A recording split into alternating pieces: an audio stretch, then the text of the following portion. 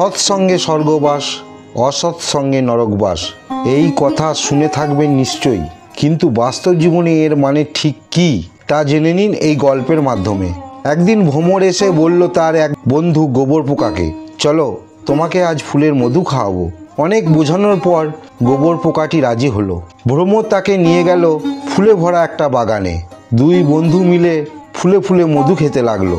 মধুর স্বাদে মুগ্ধ হয়ে গোবর পোকাটি এতটাই খুশি হলো, সে আর নিজেকে থামাতেই পারল না। খেতে খেতে এক সময় সে ঘুমিয়ে পড়ল এক নরম ফুলের ভিতর। এদিকে সন্ধ্যা ঘনিয়ে এলো। প্রকৃতির নিয়মে ফুলটির পাপড়ি বন্ধ হয়ে গেল, আর ভ্রমর ফিরে গেল তার বাসায়।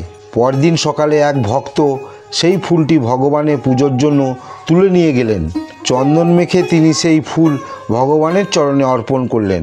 গোবর পোকা তখনও ঘুমন্ত। কিছুক্ষণ পর যখন ফুলটি প্রস্ফুটিত হলো, সে ভয়ে ভয়ে চারদিকে তাকিয়ে দেখে সে তো ভগবানের চরণে।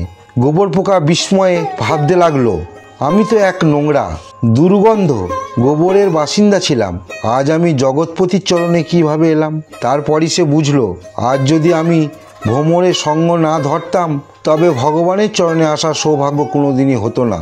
এই জন্যই তো বলা হয় সৎসঙ্গে স্বর্গবাস, অসৎসঙ্গে নরকবাস। তো বন্ধুরা, ভিডিওটি কেমন লাগলো তা কমেন্ট করে জানিও। আর যদি ভালো লেগে থাকে তাহলে ফলো করতে ভুলবেন না। আর এই রকম ভিডিও পেতে আমার চ্যানেলটিকে সাবস্ক্রাইব করে পাশে থাকবেন। রাধে রাধে।